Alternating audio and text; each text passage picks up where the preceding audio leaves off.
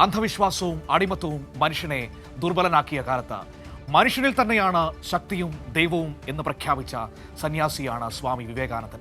അദ്ദേഹത്തിന്റെ ജീവിതം ഒരു സന്യാസത്തിന്റെ കഥയല്ല, ഭാരതീയ നവോത്ഥാനത്തിന്റെ ജ്വലിക്കുന്ന ചരിത്രമാണ്. ചെറുപ്പക്കാരനായ നരേന്ദ്രൻ ദത്തൻ ചിന്തകളിൽ മുഴുകിയിരിക്കുകയായിരുന്നു. ലോകം എന്തിനാണ്? മനുഷ്യന്റെ ലക്ഷ്യം എന്താണ്? ദൈവം എവിടെയാണ്? ഇത്തരമൊരു ചോദ്യങ്ങൾ അവന്റെ മനസ്സ് മുഴുവൻ നിറച്ചിരുന്നു.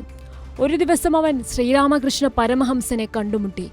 നീ ദൈവത്തെ കണ്ടിട്ടുണ്ടോ എന്ന നരേന്ദ്രന്റെ ചോദ്യത്തിന് അതെ, ഞാൻ നിന്നെ കാണുന്നത് പോലെ ദൈവത്തെയും കാണുന്നുണ്ട് എന്ന ഗുരുവിന്റെ മറുപടി അവന്റെ ജീവിതം മാറ്റിമറിച്ചു.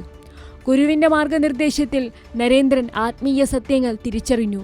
പിന്നീട് അവൻ സ്വാമി വിവേകാനന്ദനായി മാറി, ഒരു സന്യാസിയും ചിന്തകനും ലോകഗുരുവുമായി. 1893 ചിക്കാഗോയിലെ ലോകമത സമ്മേളനത്തിൽ അദ്ദേഹം വേദിയിലെത്തി. അമേരിക്കയിലെ എൻ്റെ സഹോദരീ സഹോദരങ്ങളെ എന്ന് വിളിച്ചപ്പോഴാണ് ഭാരതത്തിൻ്റെ ആത്മീയ മഹത്വം അറിയുന്നത്.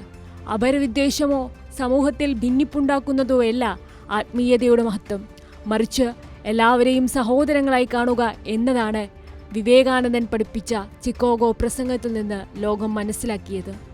വിവേകാനന്ദൻ പറഞ്ഞു, ഉണരുക, ഉണർന്നിരിക്കുക, ലക്ഷ്യം നേടുന്നതുവരെ നിർത്തരുത്. ഈ വാക്കുകൾ യുവജനങ്ങളുടെ ഹൃദയത്തിൽ തീപ്പൊരി പോലെ വീണു. അദ്ദേഹത്തിന് വിശ്വാസമുണ്ടായിരുന്നു, മനുഷ്യനിൽ തന്നെയാണ് ദൈവം, മനുഷ്യ സേവനമാണ് ഏറ്റവും വലിയ ആരാധന. അതുകൊണ്ട് തന്നെ ദുർബലരെ ശക്തരാക്കാനും ആത്മവിശ്വാസം വളർത്താനും അദ്ദേഹം തൻ്റെ ജീവിതം സമർപ്പിച്ചു. ഇന്നും സ്വാമി വിവേകാനന്ദൻ്റെ വാക്കുകൾ നമ്മെ ഓർമ്മിപ്പിക്കുന്നു, നമ്മുടെ ഉള്ളിലെ ശക്തി തിരിച്ചറിയുമ്പോഴാണ് യഥാർത്ഥ വിജയം ആരംഭിക്കുന്നതെന്ന്. News desk Kairali news.